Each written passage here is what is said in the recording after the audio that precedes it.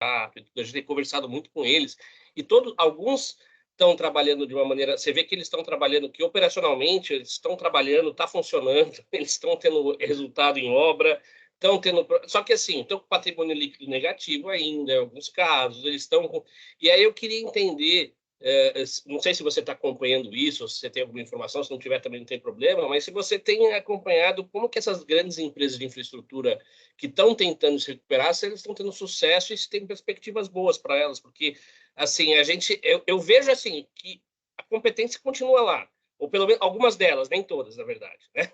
Algumas É, delas estão com a competência instalada, estão conseguindo ter resultado operacional, só que ainda tem coisas de acordo de leniência, tem um monte de coisa ainda atrás que está implicando, né? exatamente. E aí toda a questão é como eles começam a se posicionar nesse quebra-cabeças de infraestrutura. Rogério, você está perfeito.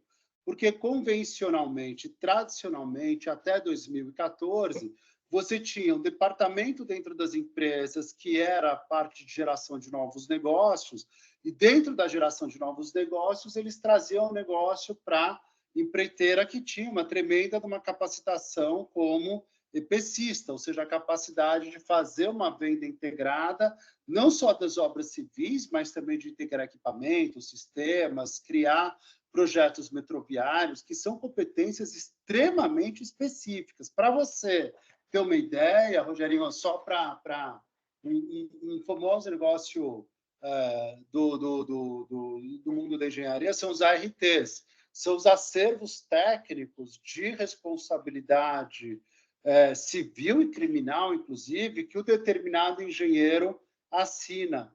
Para obras de metrô com túnel, você tinha, uma certa altura da existência, 5 ARTs no Brasil.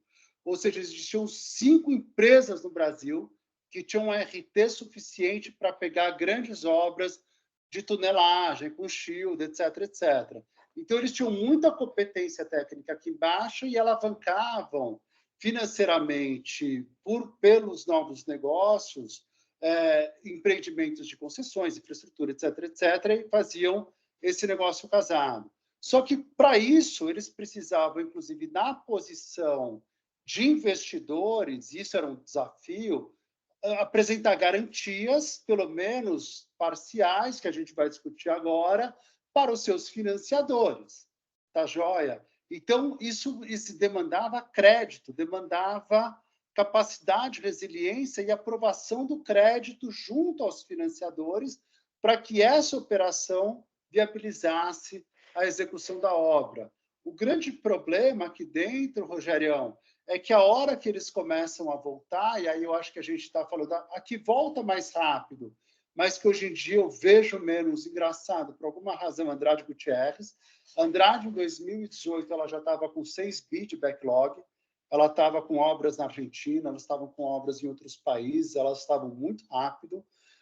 Depois você tem a Nova Nor voltando e a Queiroz Galvão voltando. Não vi mais a OAS voltar e não vi mais Camargo Corrêa voltar. Mas isso aqui, gente, desculpa, é fofoca, tricotagem, amo tricotagem. Não, mas essas duas últimas saíram mesmo do mercado, né? E você não vê mais. Exato, acho que zeraram o mercado, acho que elas já não têm mais nada. Uma desistiu, a outra quebrou. Então.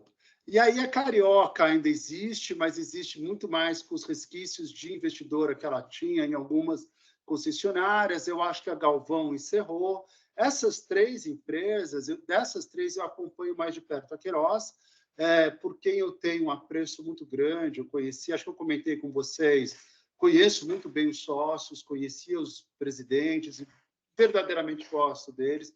Reputo eles pessoas da mais alta qualidade, pessoas fora de série mesmo, e eles estão nessa loucura de tentar voltar ao mercado.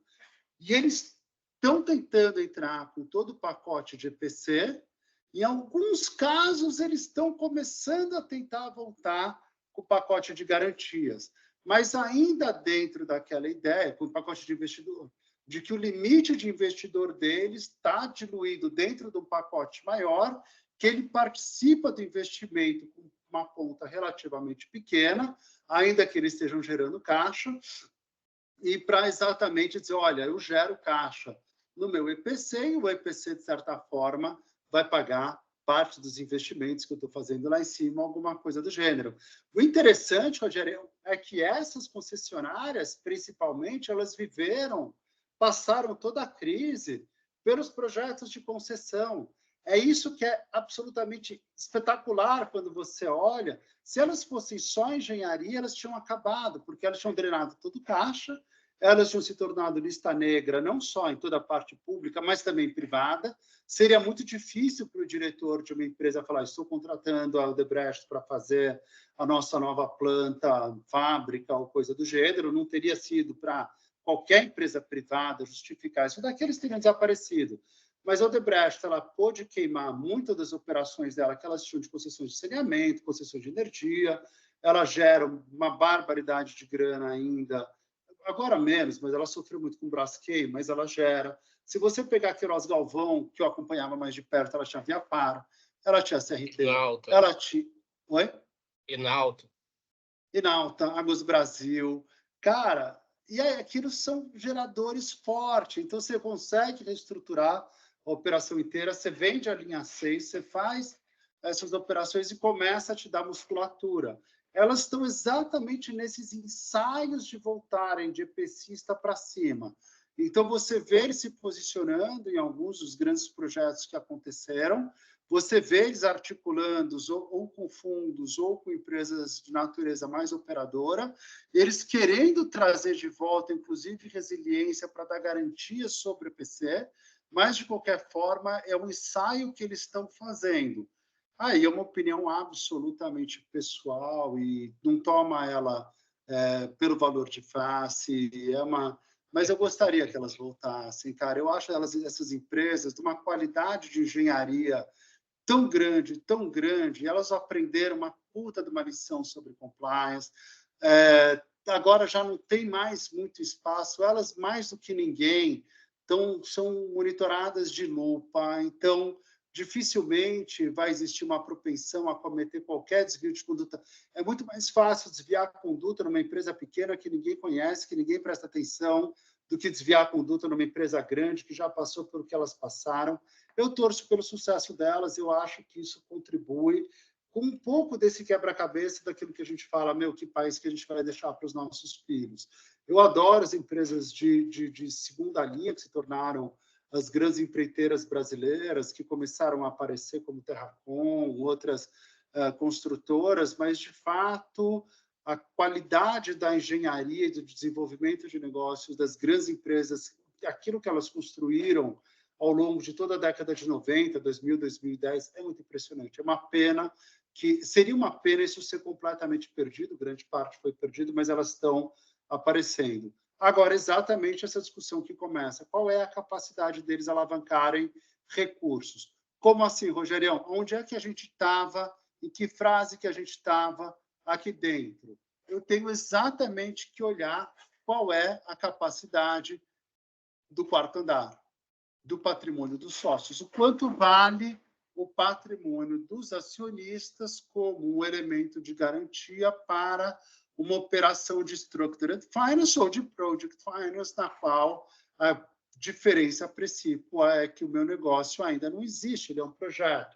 Então, um ponto que a gente tinha parado, obviamente, tudo isso vai depender, primeiro, o quanto que o negócio consegue existir a revelia de qualquer garantia de acionista, o quanto que o negócio é efetivamente um crédito muito forte, independente do suporte do acionista no fim do dia, e como você mede isso. Então, a primeira métrica, e talvez a métrica mais importante, quando a gente fala de andares de garantias na operação de Project Finance, quando a gente fala que a garantia é o fluxo do caixa do negócio, esse cara está enxergando a grana entrando, 50 milhões, parte dessa grana saindo, aqui eu não sei se vocês enxergam meu mouse, para pagar impostos, OPEX e os investimentos obrigatórios. Então, se eu estou falando de uma rodovia, eu estou falando não só de pagar o meu OPEX, mas no quinto ano eu tenho que fazer uma duplicação, no quinto ano eu tenho que fazer uma terceira faixa, no 7º ano eu tenho que fazer uma passarela, no 9º ano eu tenho que fazer um trevo de acesso.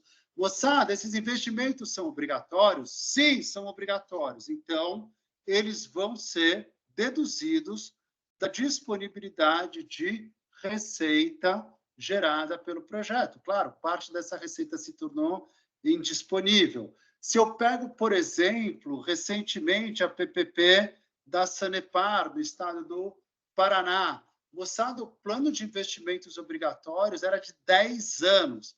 Então, durante 10 anos, eu pego as minhas receitas, as minhas contraprestações pecuniárias, deduzo os impostos, deduzo todo o OPEX, administração, etc., e deduzo dessa geração de caixa todas as meus investimentos obrigatórios, vou deduzir tudo aquilo que é mandatório e vou chegar a uma conclusão de quanto é, pelo minha conta que a gente tinha feito no Excel, o chamado fluxo de caixa disponível para financiadores. Ou o chamado, como a gente gostaria de trazer da língua de Shakespeare, o nosso free cash flow to lenders, tá joia? E eu comparo qual é a relação entre 50 milhões menos, vamos dizer, arredondar para 40 milhões que eu tirei aqui dentro, sobrou 9 milhões. 9 milhões são meu free cash flow to lenders e comparo isso com o meu serviço da dívida. Serviço da dívida é juros mais amortização ano a ano. A proporção entre o saldo de caixa disponível e o serviço da dívida embaixo é chamado de índice de cobertura do serviço da dívida, ou ICSD, que é considerado o indicador mais importante de financiabilidade de um determinado projeto. Quando eu entro numa operação de Project Finance, moçada, o conceito de andares de garantia que tinha valido na operação de Structured Finance da loja de modas da DE é o mesmo conceito que vale para uma operação de Project Finance. Primeiro andar, o que é que tem que pagar a dívida? O fluxo do caixa do projeto. Por isso, absolutamente mandatório, todo contrato de financiamento na modalidade de Project Finance prevê a constituição de uma conta vinculada, tá joia? De uma conta depósito vinculada de propriedade da SPE, sobre a qual ela não possui livre movimento, cujo movimento será monitorado e realizado pelo trustee nomeado, que muitas vezes, moçada, pode ser ou o financiador principal, e aí tem um conflito de interesse boçal, porque o financiador principal é o que vai estrangular você, porque ele quer ter garantia de que vai ter saldo de caixa lá embaixo, ou você pode contratar um trustee independente. O problema é que o trustee independente, você vai contratar, por exemplo, uma KPMG, ou você vai contratar uma Ernst, e elas vão cobrar pra caramba por isso. Aumenta o custo de transação do projeto.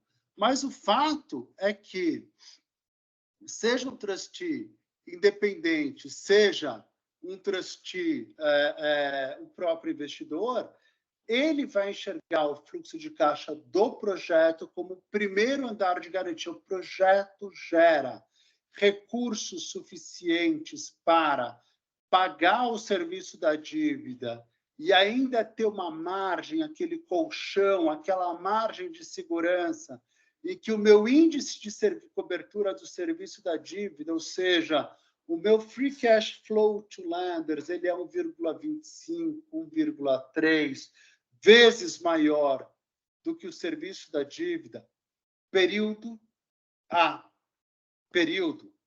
Para cada período de análise, essa regra é atendida. Então, minha projeção de fluxo do caixa do projeto é o meu primeiro andar de garantias. Assim como nos casos de Structured Finance, em Project Finance existe um período no qual você não paga o teu credor e também não pode distribuir dividendo. Ou seja, você já financiou o teu projeto está concluído, o teu projeto está concluído, como se chama a data de conclusão do teu projeto aos olhos do financiador? Se chama data de financial completion, ou seja, a compleição financeira, o financial completion do teu projeto, no qual o teu projeto está pronto e apto para iniciar atividades comerciais mediante remuneração e começa a gerar caixa. E a partir do financial completion, inicia-se um período chamado de carência, ou, se vocês quiserem manter na língua de Shakespeare, inicia-se o grace period. O grace period vai ter duração de 6 meses, 1 ano, até 1 ano e meio. Ah, que legal, no qual eu não tenho que pagar dívida? Não, não tem que pagar dívida, certamente o principal não, mas eles podem também te dar carência sobre os juros. E aí eu posso pegar a grana para mim? Claro que não, galera. É o período que você está constituindo o quê? As tuas contas reservas. Você está filling as contas reservas e as contas reservas não serão pequenas no teu projeto. Querem um bom benchmark?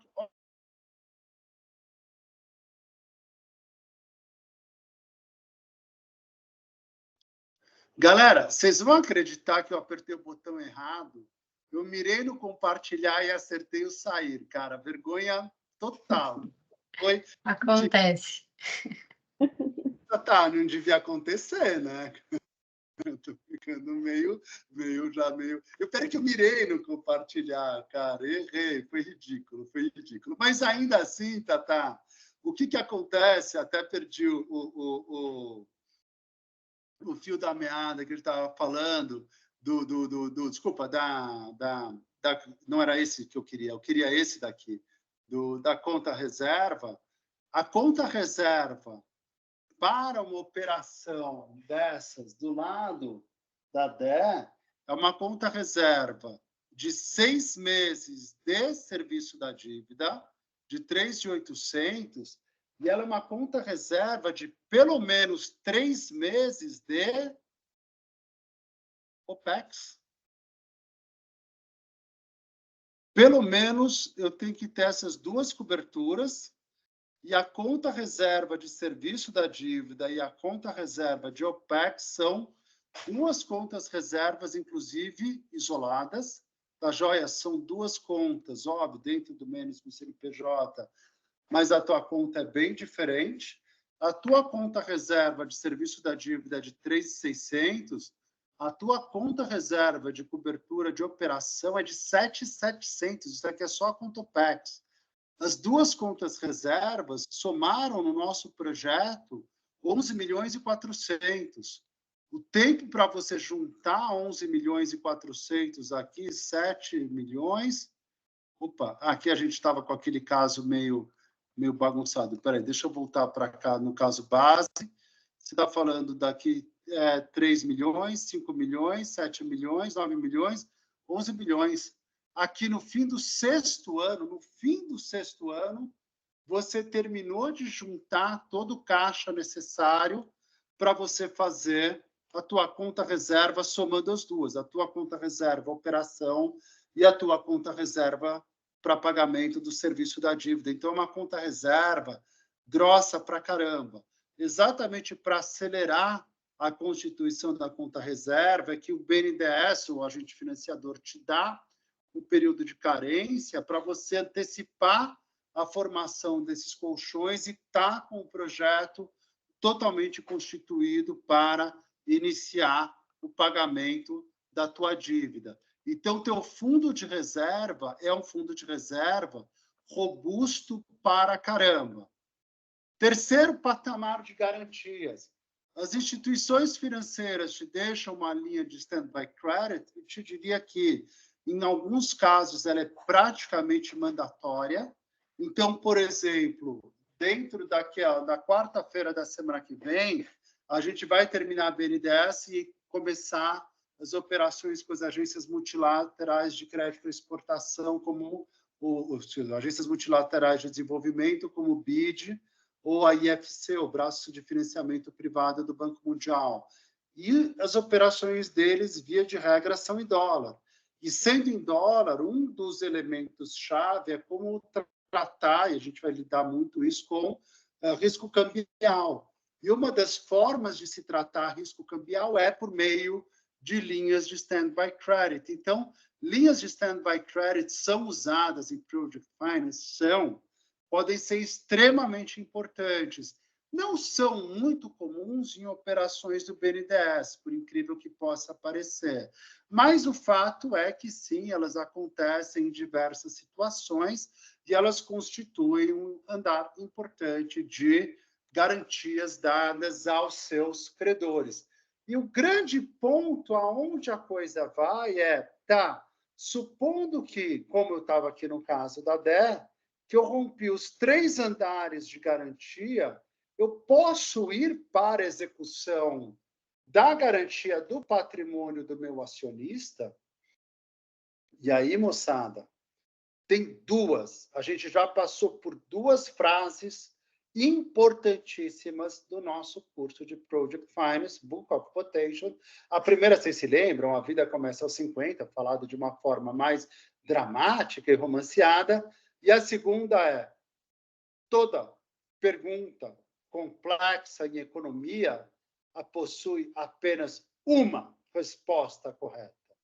E a resposta é: depende. Exatamente. Você sempre dá uma divergida na tua pergunta, respondendo depende, e pronto. Moçada, se vocês não se lembram mais, afinal já são quase 9 horas da noite, a pergunta de 2 instantes atrás era: moçada, se eu tive um evento qualquer, uma frustração de receita, uma frustração de demanda, um aumento inesperado do custo do aço, um aumento inesperado do custo do CAP, do asfalto, um aumento inesperado da mão de obra, uma falta de semicondutores, qualquer que seja a razão que levou ao inadimplemento financeiro da empresa que contratou a dívida, da SPE. O financiador pode entrar no patrimônio do acionista? Essa era a pergunta. E a resposta é: depende. Depende, claro. Depende de como você definiu a alocação de riscos no anexo 2 ou no anexo 3 do teu contrato de financiamento. Então, teu contrato de financiamento fecha com uma matriz de riscos, na qual você ou pode estar numa cláusula clausulada no corpo principal do teu contrato, no qual você vai alocar risco a uma das partes. Então, por exemplo, dou como um exemplo para vocês, fica definido que eventos de inadimplemento contratual, inadimplemento financeiro, em decorrência de frustração de receitas, não serão garantidos pelos acionistas. Risco de inadimplemento em decorrência de inadimplemento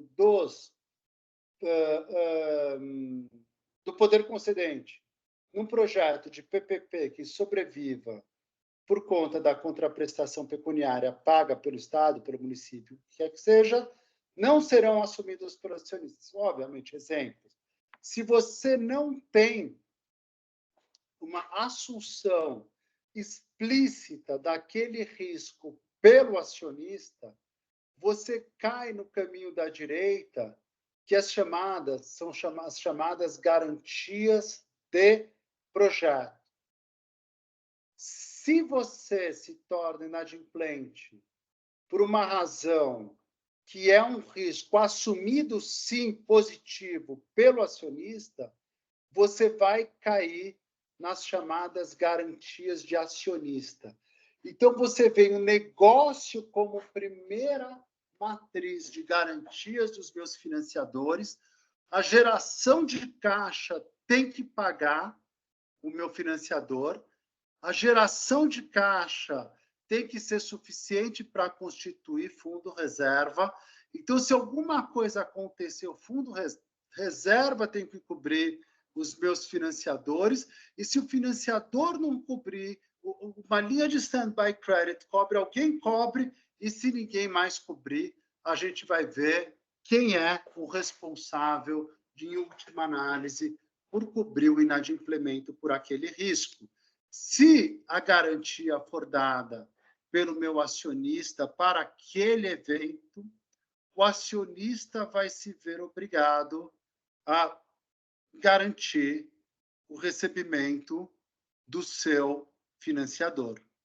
E aí, moçada, existem duas formas de você executar o acionista por inadimplemento. A forma tradicional é você executar, você decretar a liquidação antecipada de toda a dívida. Ou seja, o acionista paga a íntegra da dívida para o financiador. Ou, uma segunda alternativa é, o acionista é obrigado a integralizar o capital necessário para que, com a integralização do capital, o financiador pague, a SPE pague o seu financiador. Tudo bem até aqui, galera? Se o acionista não é garantidor daquele evento que levou ao inadimplemento, o risco ficou no colo do financiador. E aí o financiador vai executar uma garantia de projeto. O que é uma garantia de projeto? Existem 3 garantias principais de projetos. A primeira é o direito de step-in right, ou direito de step-in, lógico, do financiador. O que é uma garantia de step-in, moçada? É o direito do financiador demitir a diretoria, a íntegra da direção da SPE e nomear os seus próprios diretores, ou seja, é uma intervenção na SPE. A SPE continua existindo, continua operando, existe uma intervenção, é o direito à intervenção dos financiadores dentro da SPE. Direito 2, o que se chama Pledge of Rights, vinculação de direitos, vinculação dos direitos emergentes. Por exemplo, a empresa se tornou inadimplente porque o poder público deixou de pagar a contraprestação pecuniária. Óbvio que a SPE tem o direito a receber de volta do poder público tudo aquilo que ele deixou de pagar. O direito a receber do poder público, ele se transfere automaticamente para os financiadores. Ou seja, o dia que os financiadores o dia que o poder público voltar a pagar a SPE, os primeiros a receber serão os financiadores. Isso chama-se vinculação de direitos emergentes da concessão. E o terceiro dispositivo de garantias de projetos é a vinculação das ações, ou seja, toda operação de Project Finance é, em última instância, análoga a uma debenture conversível. Se a empresa não honrar o compromisso de pagamento da debenture, cabe ao financiador o direito de conversão, de converter as dívidas em ações daquela empresa dentro daquilo que se chama, galerinha da minha vida, garantias de projetos. Moçada, passamos já um pouco. A gente não tem aula essa quarta por ser dia do trabalho.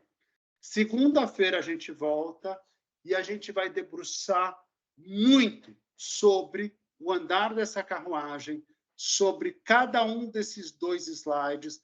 A gente vai retomar a discussão do que são modalidades de crédito constituídos junto a agentes financeiros e como agentes financeiros analisam exatamente o que são garantias do negócio e suas garantias subsidiárias, sendo garantias de acionistas que sempre deveriam ser subsidiárias em relação às garantias do negócio, e as chamadas garantias de projeto, que também subsidiárias são as garantias do negócio, na medida em que elas nascem do projeto, mas elas têm características diferentes do que a própria geração de caixa do negócio. Moçada, ficou claro onde a gente está chegando no nosso curso de Project Finance? Tudo isso para identificar que Project Finance nasce, de verdade, como um desdobramento de operações de crédito estruturadas, nas quais não existe uma empresa, mas existe um projeto, e você vai sofisticando com o passar dos anos cada vez mais essa estruturação contratual e financeira inteira. E com isso a gente pode, inclusive, voltar no primeiro slide desse módulo, falar, moçada, aonde está Project Finance naquele imenso oceano azul que é a estrutura agregada do nosso mercado financeiro nacional. Ou seja, nós somos parte de um conjunto muito maior de instrumentos financeiros que existem para que firmas possam produzir e comercializar serviços públicos essenciais. E essa figura começa a fechar. Moçada, voltamos na segunda-feira da semana que vem. Desejo a todos um excelente feriado, um ótimo final de semana, e a partir daqui o curso começa a se tornar extremamente técnico. Então, todas as questões... Fernandinho, não ficou claro o que são Pledge of Rights. Como funciona uma cláusula de Pledge of Rights? Como funciona o exercício do direito de Pledge of Shares? Perguntem tudo o que vocês quiserem, porque é só sobre isso que a gente vai discutir daqui até o final do curso. Fechado, moçada? Tudo bem? Moçada, um grande abraço. Até a semana que vem. Senhores, valeu, Dani, Fernando. Tatá, Obrigada. Érica, Obrigada. obrigado. Bom Tchau, final de semana, bom obrigada. feriado para Tchau, todo mundo. tchau. Tchau, Tchau, pessoal. Tchau, valeu.